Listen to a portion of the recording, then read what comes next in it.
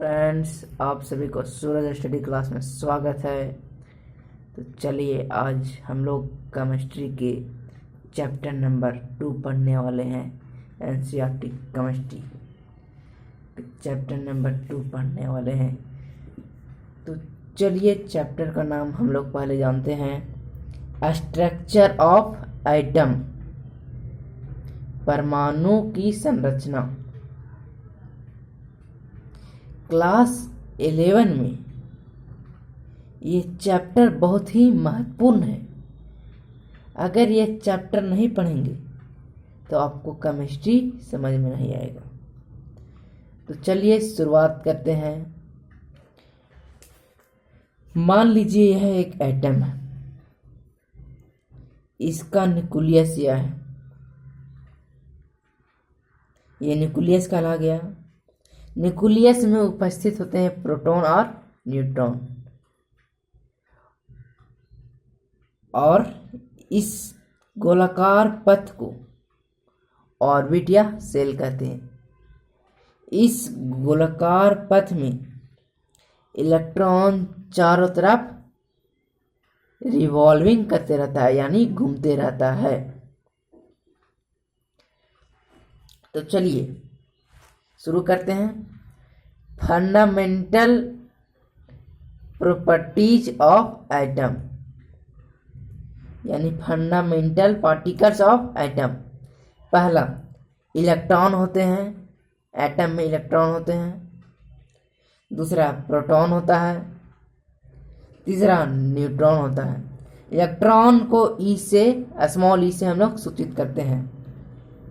इसका चार्ज, यानी एक इलेक्ट्रॉन में चार्ज नेगेटिव होता है, -1 होता है चार्ज, और प्रोटॉन में +1 होता है, और न्यूट्रॉन में किसी तरह का कोई चार्ज नहीं होता है। तो चलिए हम लोग जानते हैं कि ऑर्बिट या सेल किसे कहते हैं। इन अ एटम, यानी एक परमाणु में protons and neutron present in nucleus, यानी कि एक न्यूक्लियस यानी एक केंद्र में प्रोटॉन और न्यूट्रॉन उपस्थित होते हैं। While electron is revolving around nucleus in a fixed circular path is called orbit, यानी कि इलेक्ट्रॉन है सो एक फिक्स सर्कुलर पाथ में रिवॉल्विंग करते रहता है। उसी सर्कुलर पाथ को हम लोग ऑर्बिट या फिर सेल कहते हैं। तो हम लोग ऑर्बिट या सेल के बारे में पढ़ लिए। अब हम लोग पढ़ने वाले हैं एटॉमिक नंबर। एटॉमिक नंबर यानी परमाणु संख्या किसे कहते हैं। इसे जेड से सूचित किया जाता है। The number of protons present in the nucleus of an atom is called its atomic number, यानी कि एक परमाणु के केंद्र में उपस्थित प्रोटॉन की संख्या को, जितना प्रोटॉन्स उपस्थित रहेगा उसी को संख्या को एटॉमिक नंबर कहते हैं। It is denoted by capital Z. Atomic number equal to protons number, यानी कि जेड इक्वल टू पी। तो इसका एग्जांपल लेते हैं। पहला, सोडियम। सोडियम का हम लोग एग्जांपल लेते हैं। सैंबल इसका है Na से सूचित करते हैं सोडियम को। एटॉमिक नंबर इसका 11, number of protons 11। In a neutral atom the number of electrons is equal to number of protons, यानी कि किसी एटम की, यानी अगर एटम है उस पर कोई चार्ज नहीं हो, the number of electrons is equal to number of protons, यानी कि इलेक्ट्रॉन है सो किसी एटम अगर उस पर कोई चार्ज नहीं हो, किसी प्रकार का चार्ज नहीं हो, तो उसमें प्रोटॉन की संख्या बराबर इलेक्ट्रॉन की संख्या। तो मान लीजिए इसी का उदाहरण लेते हैं, ठीक। तो इस पर Na पर कोई चार्ज, किसी प्रकार का चार्ज नहीं है, तो सोडियम हो गया। एटॉमिक नंबर इसका 11, नंबर ऑफ प्रोटॉन्स 11, तो इसका इलेक्ट्रॉन्स भी 11 ही होगा। चलिए आगे इसका एग्जांपल भी देखते हैं। यहाँ लिखा गया है number of protons equal to number of electrons it atom is neutral, यानी कि जब एटम न्यूट्रल रहे तो नंबर ऑफ प्रोटॉन्स और नंबर ऑफ इलेक्ट्रॉन्स इक्वल होते हैं। तो सबसे पहले इसका एग्जांपल लेते हैं क्लोरीन का। क्लोरीन इसको सूचित करते हैं Cl।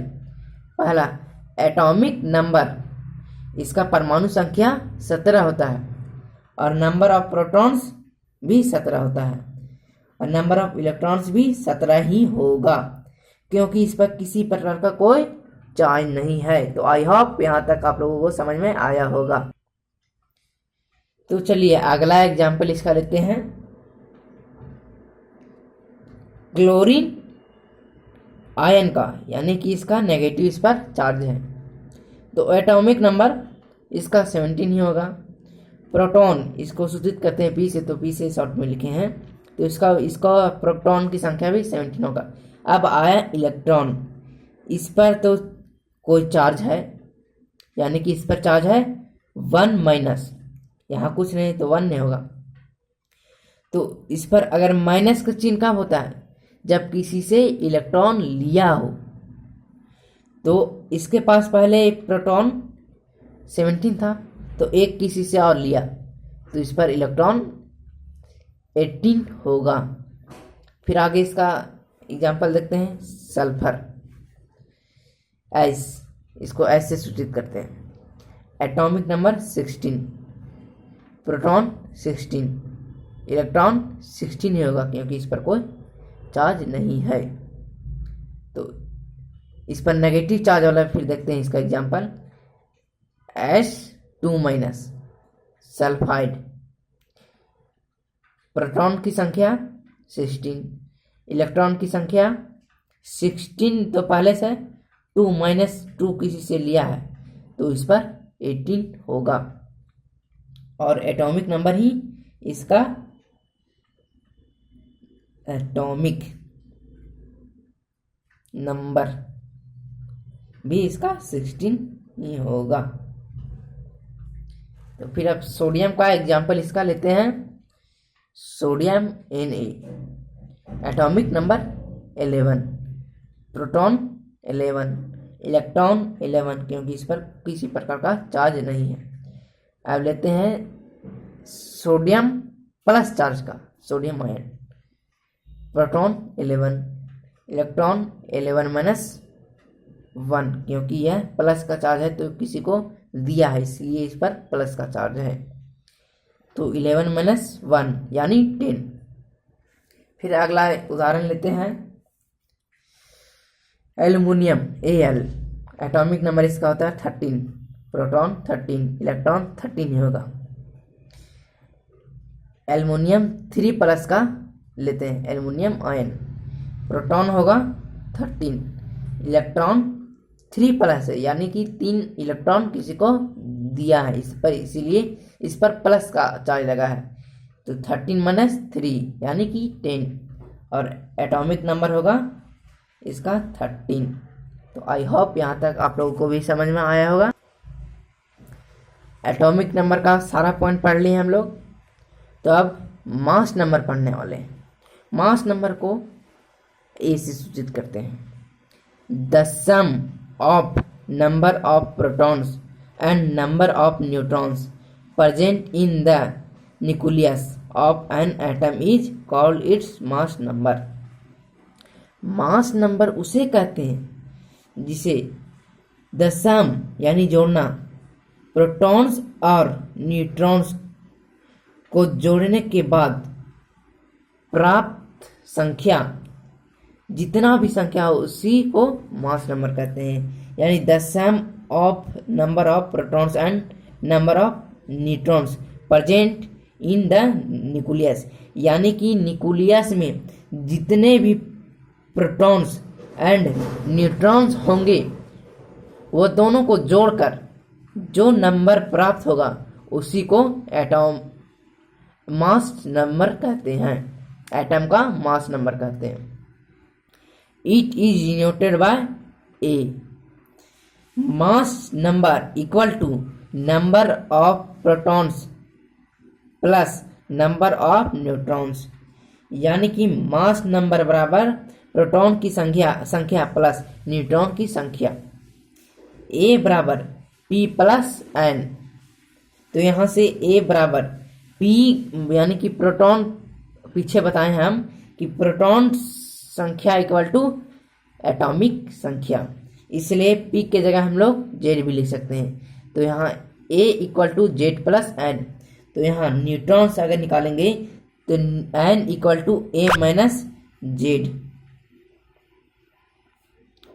तो N number of neutron, A mass number, Z atomic number, यानी कि एन है सो नंबर ऑफ न्यूट्रॉन्स को बता रहा है, ए है सो मास नंबर को बता रहा है, जेड है एटॉमिक नंबर को बता रहा है। तो इसका एग्जांपल देखते हैं हम लोग। पहला सोडियम का ही हम लोग एग्जांपल लेते हैं।